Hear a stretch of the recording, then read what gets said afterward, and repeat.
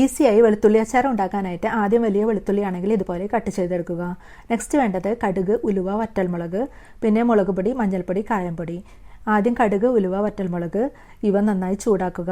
അതിനുശേഷം flame off ചെയ്ത് ഈ ചൂടിൽ പൊടികളിട്ട് ചൂടാക്കിയെടുക്കുക. എന്നിട്ട് എല്ലാം തണുത്തതിന് ശേഷം മിക്സിയുടെ ജാറിലിട്ട് പൊടിച്ചെടുക്കുക.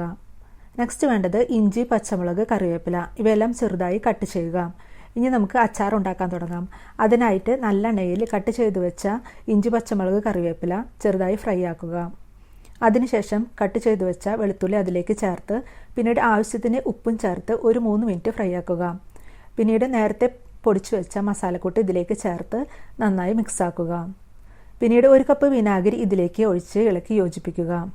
ലാസ്റ്റായി 1 നുള്ളു കായംപൊടിയും നേരത്തെ പൊടിച്ചു വെച്ച മസാലക്കൂട്ടിൽ നിന്ന് 1 നുള്ളും ഇതിൽ ചേർത്ത് 2 മിനിറ്റ് മൂടി വെച്ചാൽ നമുക്ക് കൊതി വരുന്ന സ്മെല്ലോട് കൂടിയ വെളുത്തുള്ളി അച്ചാർ റെഡിയാക്കാം. Thanks for